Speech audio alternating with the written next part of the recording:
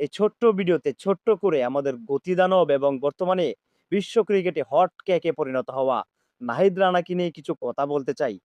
শ্রীলঙ্কার বিপক্ষে তার টেস্ট অভিষেক হয়েছিল।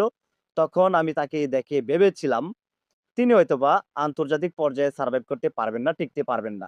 যেহেতু তার বোলিং এ শুধু গতিটাই ছিল, কোনো লাইন, লেন্থ, ভেরিয়েশন, অ্যাকুরেসি কোনো কিছুই ছিল না। আপনারা আমার সাথে মিলাতে পারবেন অবশ্যই যদি তার শুরুর বোলিংটা দেখেন বা শুরুর দিকে তার বোলিং এর আসলে দিকটা বিবেচনা করেন।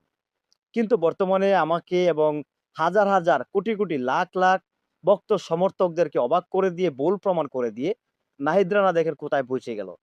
পিএসএল এ তিনি এই সিজনে দাপিয়ে বল করেছেন। আগামীতে হয়তোবা আইপিএলেও তিনি দল পাবেন।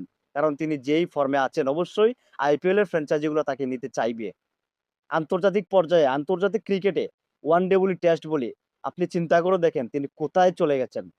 গতি, লাইন, লেংথ, অ্যাকুরেসি, ভেরিয়েশন সবকিছু আস্তে, আস্তে তার ঝুলিতে আসলে তিনি যোগ করছেন।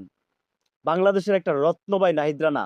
তামিম ইকবাল বিসিবি সভাপতি আপনাকে বিনীত অনুরোধ করতে চাই, এই প্লেয়ারটাকে হারিয়ে যেতে দিয়েন না। তাকে প্রপার গাইডলাইন দিয়ে টেক কেয়ার করে পরিচর্যা করে বাংলাদেশের একটা সম্পদ হিসেবে তাকে তৈরি করুন। দয়া করে এই অনুরোধটাই করতে চাই।